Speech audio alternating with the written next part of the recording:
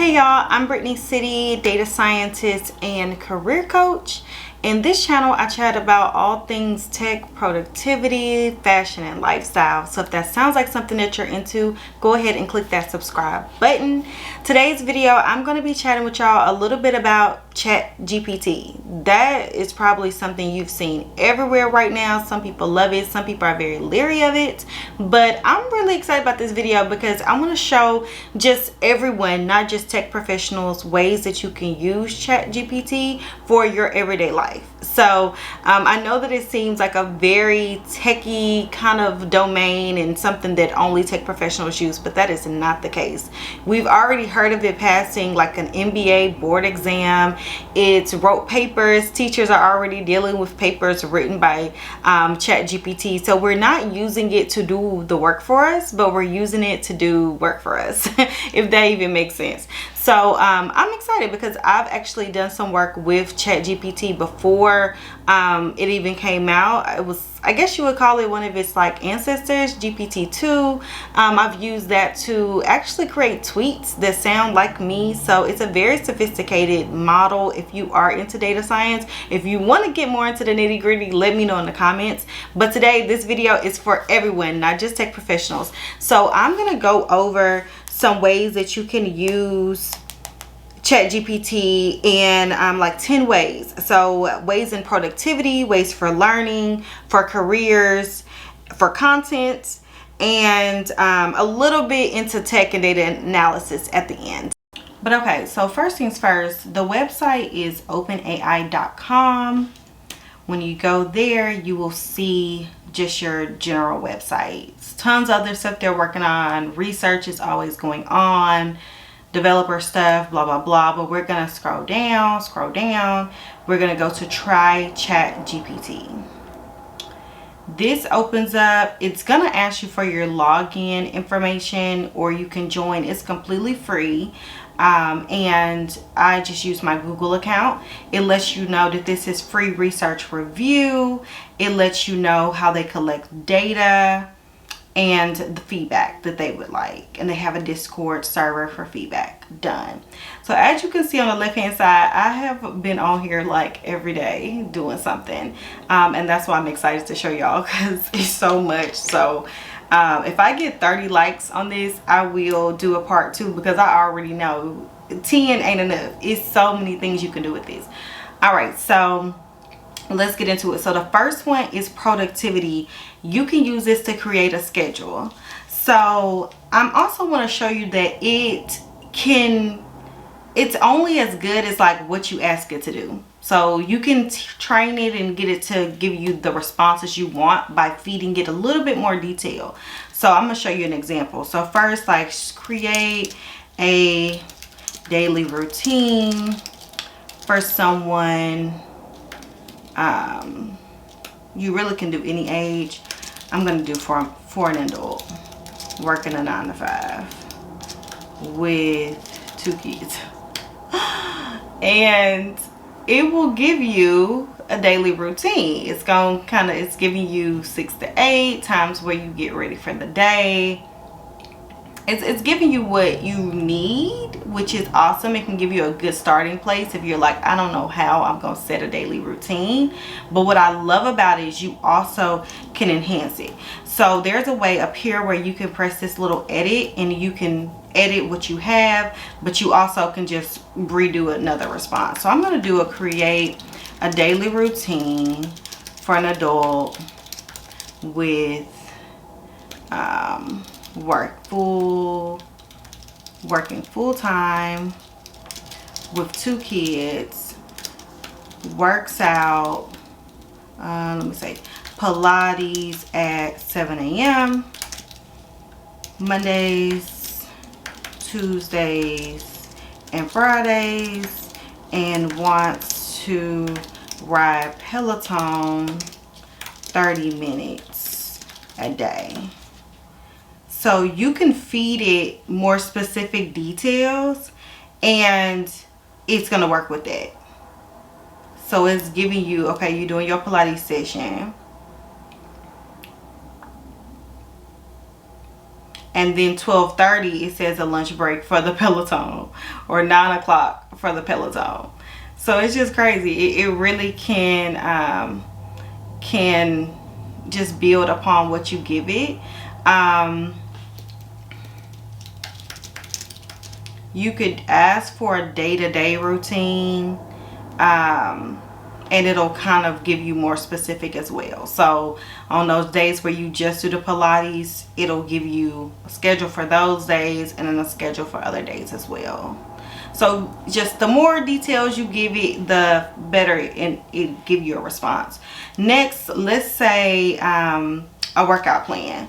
So create a workout plan for someone who does Pilates every day but wants to add cardio and weight training throughout the week.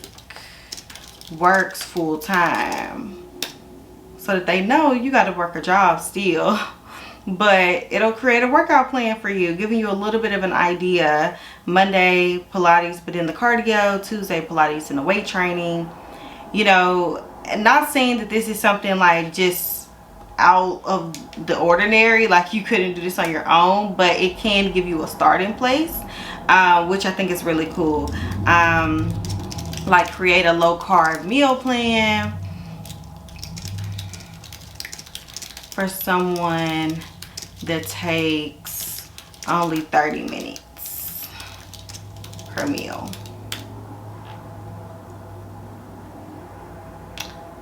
And you get some quick 30-minute meals, which mine doesn't make it 15 minutes nor me, but it gives you that, which is so cool. So if you have like kind of a brain dump and you're like just like crap, I'm not sure what kind of low carb meals I can make, or you know, I need some ideas, this is it. It does always add a little disclaimer at the end when you ask certain questions, letting you know like I am not your doctor, but I think this is such a cool starting place for literally anything. That's what we're really using it for, productivity, in a way where we can cut some time that we spent, even if it was just Googling tons of websites, if it was spent doing all these different outsourced research, it can help just save that time and bring everything together.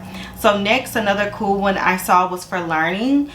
So when you want to create a learning plan, I'm going to use AWS for example. Like if you're learning for the Amazon Web Services Cloud Practitioner course, but there's so many other ways you can do this, of course.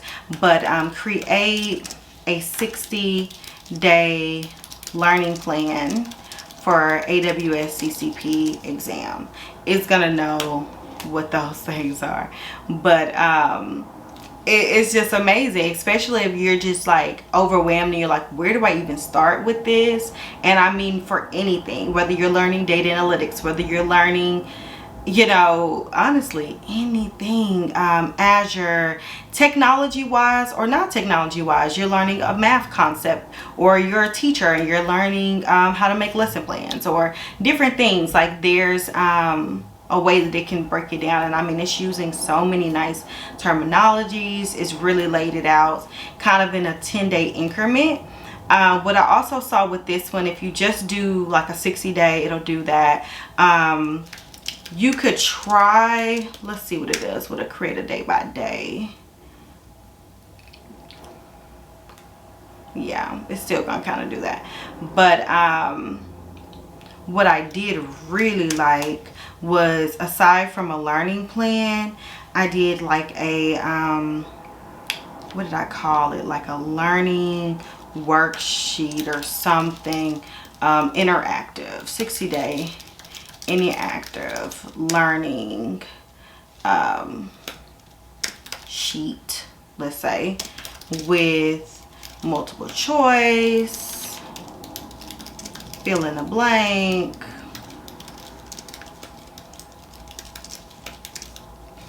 true or false questions, to learn concepts.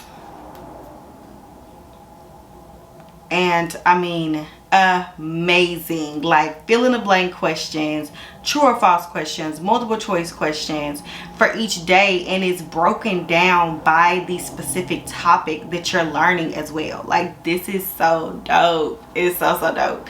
Like this is it. And I feel like there are, you know, books, there's tools, there's different things out there, but I know I learned so well by using something like this. So I love the idea that it broke that down. And it did 3 days, but let's say like you used that first, so you can kind of toggle through. If you edit, you can go through and see your previous iterations. But let's say you use this guide, learning plan, but then where it says like global infrastructure, you then ask it to do that type of interactive page for just that topic. Is gold. It's gold. Like that would be so perfect. Next, like project ideas. Like that's a big thing that I tell people that are trying to get into tech. I'm like, where's your portfolio? You need a portfolio. Don't worry about certs, worry about a portfolio. So provide 10 data science portfolio projects, and it's going to give you to the T like the data you're using, what you're analyzing, and it's covering such a broad variety of different topics. You have regression models, you have segmentation, sentiment analysis, fraud detection, recommendation engines, time series. So it's like very comprehensive in the type of responses that it provides you. Next up, I had career, resume, and cover letter. Before we even get to the career, based on kind of what I was just talking about, kind of with this tech thing, you could do, I guess this is kind of a resume too, but like this was so crazy when I saw this. Like create a resume for a teacher with, let's say 5 years experience in 5th grade teaching for a role in instructional design. And it's gonna go through the whole little layout. But what I really like about it is it can help you kind of frame some of your wording, because even here, like it says integrated technology, multimedia resources, like it really highlights those transferable skills. So technology integration, e-learning tools, instructional design and curriculum development, data analysis and assessment design. Like these are the key transferable skills between a teacher and an instructional designer. Amazing. Let's actually find a job posting for an instructional design person.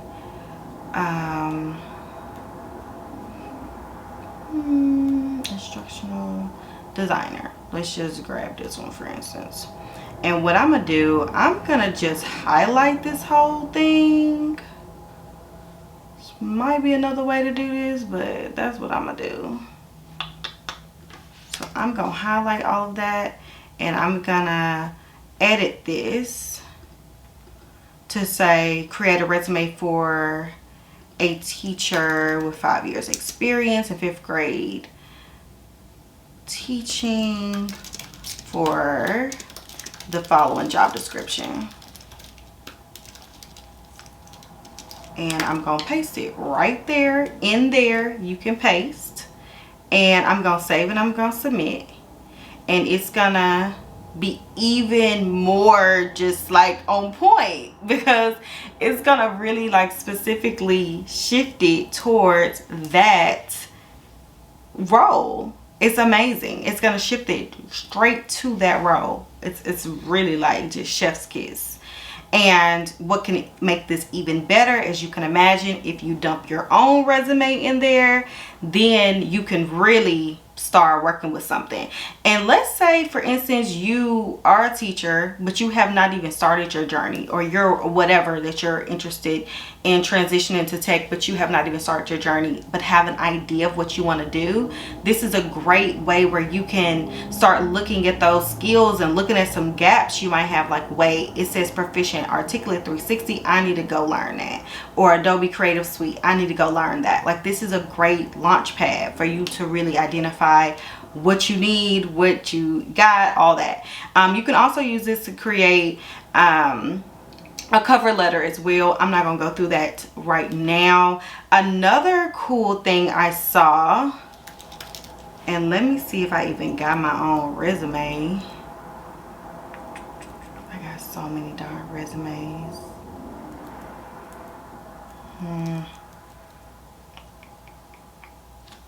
You know what?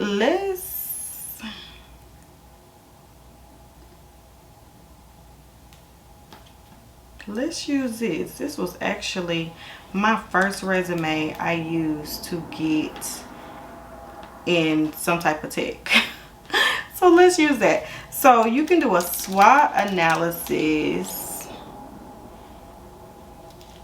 on this person based, or just basically SWOT analysis based on this resume. And enter, and it will give you your strengths, your weaknesses, opportunities,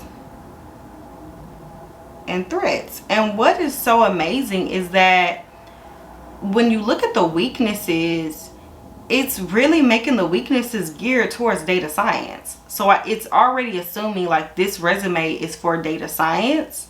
And so it's just already, you know, using that kind of like domain and framing it around that to identify the weaknesses, which is amazing. It's not just saying random weaknesses, you know, whatever. It's really pertained to what that resume is intended for and the jobs that it wants.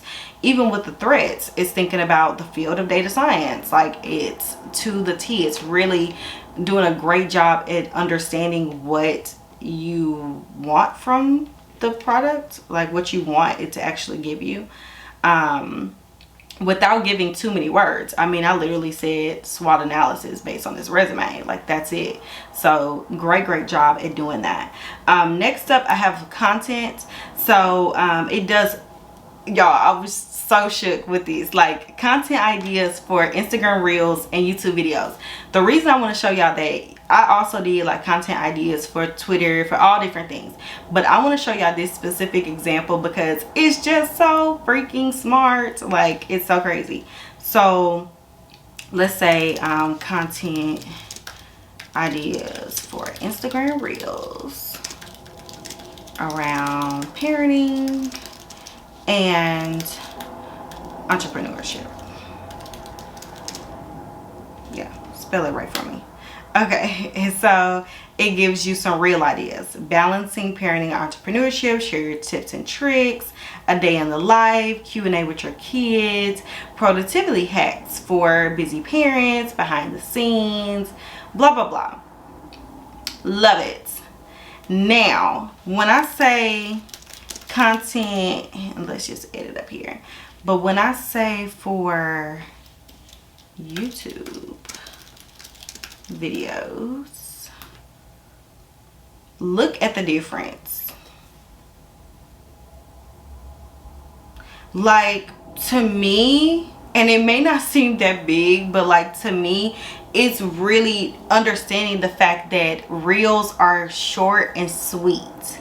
So it's like a quick tip and trick, Q&A, you know, but then with YouTube, you're getting these deeper kind of topics: how to network, building a business, finding the time and resources to launch your dream. Like, it's not really using those words of like quick or one tip or, you know, those types of things, tips and ideas, offer. Like, it's not as all of these real ideas are a lot more quick, snapshot, and the YouTube is giving that meat and that full kind of picture. I just love it. It's so crazy. Let's also look at a TikTok one. That could be another way you can kind of see the difference real quick. Yeah, I feel like Reel and TikTok is doing a lot of like tips and tricks, but I like with the TikTok too, it does like share. I know I saw previously it was something like a funny thing or use music or different things because it knows like the nature of that platform. Share fun activities you do while with your kids while working from home. Like that's something, you know, you kind of don't see as much with the Reels. So I feel like it even knows a bit about the nature of the platforms to me, and which is really cool. I just saw this one. I haven't even tried it yet, but let's see. Caption ideas for selfies. And I wanted to do based on like some type of lyrics. So let's say Nicki Minaj lyrics.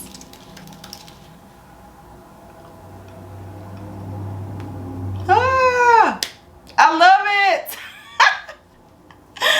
I love it. What? Oh my gosh. Oh my gosh, a bootylicious selfie. For a selfie when you feel like breaking the mold, changing stereotypes. I'm not Jasmine, I'm Aladdin. I love it. I love it. Oh my gosh, this, I gotta screenshot this part and put that on Twitter because I love it. I love it, I love it, I love it. And then next, the last two are kind of tech related, but you can actually use this to create charts, which is not really like only tech people do that. Everyone can benefit from a chart. So like create a chart representing, what do I want to make it represent? Income, average income in US, or yeah, in 2020 by gender. I'm just off the top of the dome with it, but I just want to show you I can make a chart, like tables, and then yeah, and I guess a chart. A chart like I was imagining, like a data visualization, but it's still a chart and it gives you some values, which is pretty neat. We could try to edit and see like how it does for other years or something.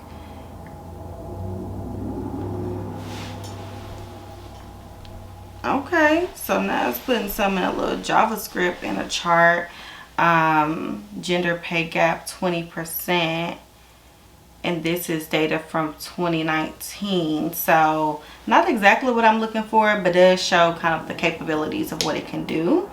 So I am actually going to end it right there. I think that's 10. Let me know if you're interested in any other possibilities that we can do with ChatGPT. Put it in the comments, anything that you'll like to see. If we get this to 30 likes, so give this a thumbs up if you enjoyed it, then I will do a part 2, because there is so much. Like I have a whole ongoing list and bookmarks from Twitter of things that you can do with this platform. And I'm also really deeply using it right now in the realm of data and machine learning and all those types of things. So if you're interested in seeing anything like that, let me know in the comments. And until next time, bye.